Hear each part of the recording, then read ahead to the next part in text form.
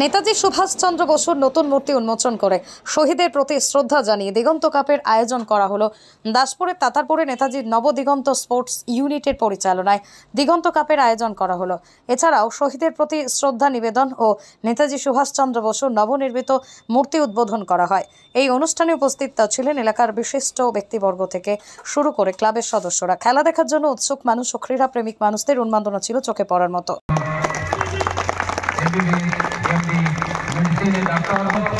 আমাদের সেই আবক্ষ নেতাজির মূর্তি মাননীয় বংশীবাবু বংশীবদন প্রামাণিক সমস্ত অতিথিবৃন্দকে মঞ্চে আসার জন্য অনুরোধ করছি। প্রবীণ তোমাকে পেয়েছিলাম আমরা এই সংসদের সদস্যা শ্যামলী বেরা মহাশয়কে, পেয়েছিলাম আমাদের মঞ্চে প্রাক্তন সেনা মহাশয়কে, পেয়েছিলাম আমাদের এই ক্লাবেরই। আমি প্রবীর সামন্ত, নেতাজি নবদিগন্ত স্পোর্টস ইউনিট ক্লাবের সম্পাদক। বিগত বছরগুলির ন্যায় এই বছরও আমাদের দিগন্ত কাপ 2024 চলছে এবং আজকে তার চূড়ান্ত পর্যায়ের খেলা আমাদের মাঠে আর কিছুক্ষণের মধ্যে শুরু হয়ে যাবে।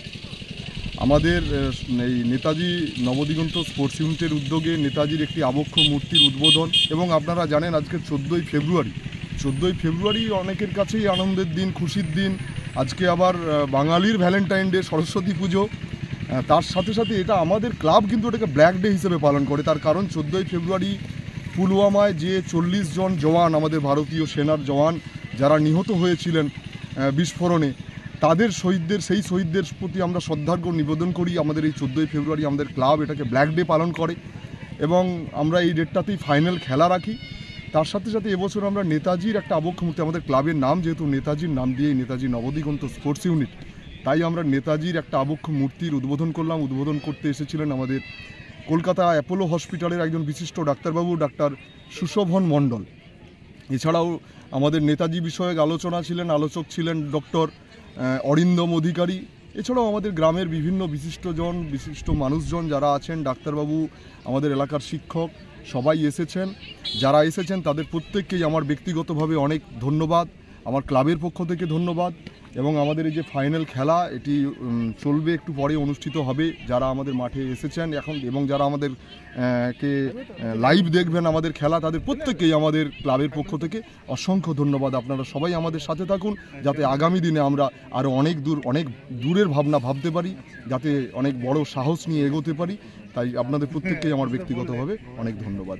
ফেব্রুয়ারিকে বেছে নেওয়া মানে গোটা ভারতবর্ষ জুড়ে 14ই ফেব্রুয়ারির একটা গুরুত্ব থাকা উচিত আমি মনে করি। কারণ যে জওয়ানরা আমাদের জন্য জীবন দিয়ে দিলেন, বিস্ফোরণে জীবন শেষ হয়ে গেল তাদের, যাদের জন্য আমরা সুরক্ষিত আছি, তাদের প্রতি শ্রদ্ধার জায়গাটা থাকা উচিত আমাদের প্রত্যেকের। আমরা মনে করি, আমাদের ক্লাব তাই মনে করে।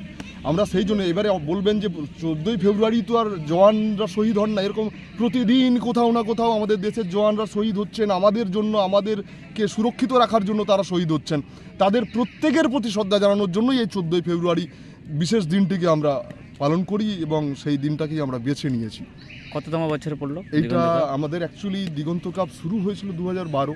দীর্ঘদিন আমাদের খেলাটা আমরা চালিয়ে যেতে পারিনি। আমাদের যেনারা পূর্বসূরি ছিলেন ওনাদের হয়তো সেভাবে সহযোগিতা ওনারা মানুষের কাছ থেকে না পাওয়ার কারণে চালিয়ে যেতে পারেননি। কিন্তু এখন আমরা সবাইকে নিয়ে, গ্রামের মানুষকে নিয়ে, আপনারা জানেন যে দিগন্ত কাপ শুধুমাত্র নেতাজি নবদিগন্ত স্পোর্টস ইউনিটের নয়, দিগন্ত কাপ আপামর গ্রামবাসীর, আপামর জনসাধারণের আমরা লিখেছি সহযোগিতায় গ্রামবাসীবৃন্দ।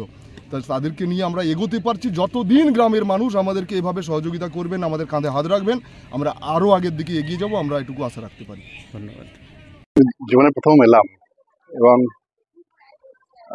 আয়োজন অত্যন্ত ভালো, আর অত্যন্ত ভালো বড় মাঠটাও সুন্দর করে রাখা হয়েছে। নেতাজির উদ্বোধন আজকে হলো, নেতাজির মূর্তির সেই সম্পর্কে দু এক কথাও আমরা শেয়ার করলাম জনগণের সাথে যারা উপস্থিত ছিলেন। আজকে যে এই পরিস্থিতিতে নেতাজিকে স্মরণ করে নেতাজির আবক্ষ মূর্তি উদ্বোধন তাতারপুর ক্লাব করলো এই আমাদের নবদিগন্ত স্পোর্টস ইউনিট, এটা অত্যন্ত প্রশংসাযোগ্য।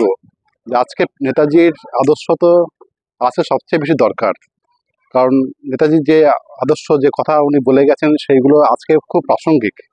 সেই কারণে নেতাজির মূর্তির উদ্বোধন অত্যন্ত প্রশংসার যোগ্য।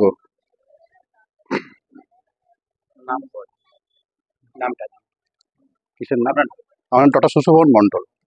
আমি medicine specialist consultant, Apollo multi speciality hospital, Kolkata.